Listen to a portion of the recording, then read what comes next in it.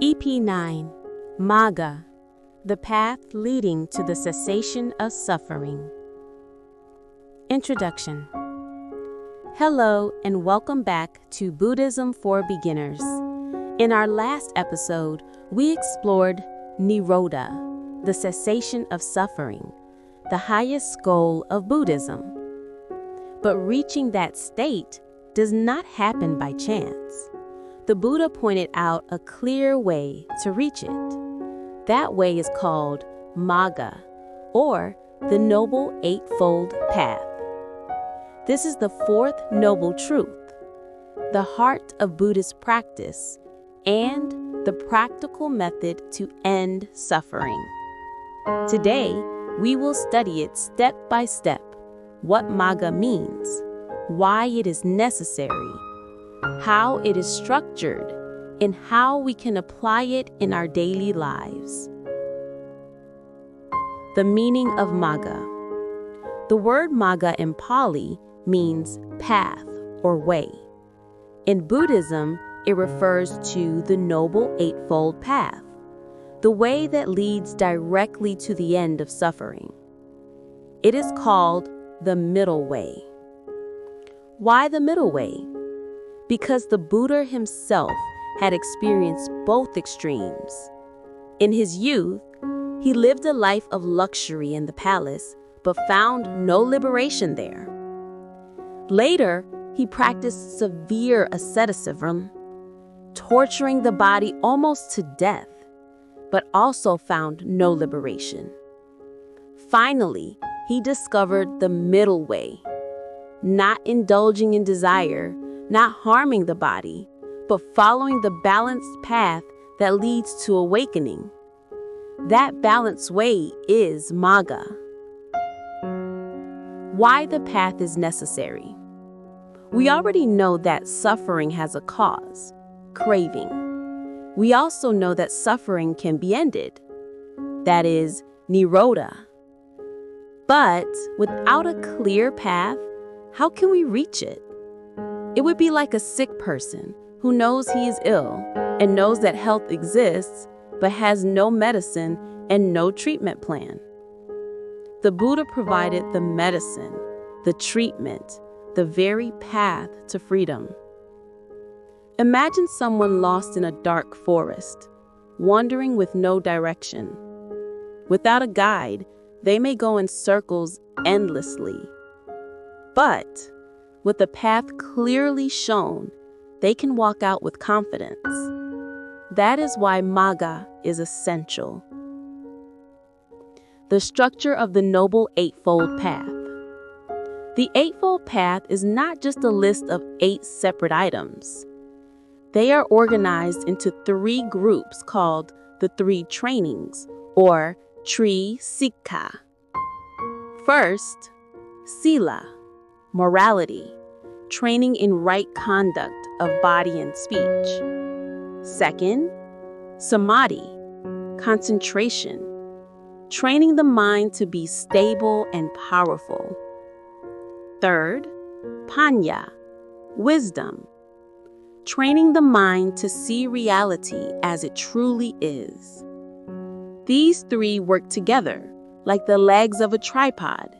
If one is missing, the whole structure is unstable. The 8 factors explained. Let us go through each factor in detail.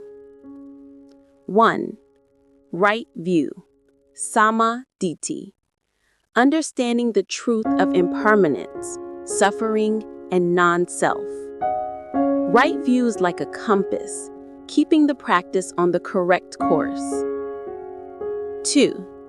Right intention, Samma Sankappa, intentions of renunciation, non-harming, and compassion, setting the direction of the mind toward freedom. 3. Right speech, Samma Vacha, speaking truthfully, kindly, without lies, harshness, or gossip. Our words can heal or harm. They shape our relationships. 4. Right action, Samma Kamanta. Acting ethically, not killing, not stealing, not engaging in harmful sexual conduct. Actions that create a life of integrity. 5. Right livelihood. Samma Ajiva. Earning a living in a way that does not harm others. Avoiding trades in weapons, living beings, poisons, or exploitation. 6. Right effort. Samma Vayama. Making effort in the right way to prevent unwholesome states, to abandon existing unwholesome states, to develop wholesome qualities, and to maintain wholesome qualities already arisen. 7. Right mindfulness. Samma Sati. Maintaining clear awareness of body, feelings, mind, and mental objects. Being present, not lost in distraction or craving. 8. Right concentration. Samma Samadhi. Developing deep states of collectedness and calm, supported by wisdom. Not just stillness, but concentration that leads to insight and liberation. Practicing the path in daily life. How do we bring the Eightfold Path into our ordinary lives? It begins with small, simple practices. Speaking truthfully and kindly, right speech. Earning an honest livelihood, right livelihood. Making effort to let go of anger or laziness, right effort. Practicing mindfulness while eating, walking, or working, right mindfulness. The Eightfold Path is not something far away. It is something we can live every day in our words, our work, our thoughts, and our awareness. The middle way. The Buddha emphasized that this path is the middle way.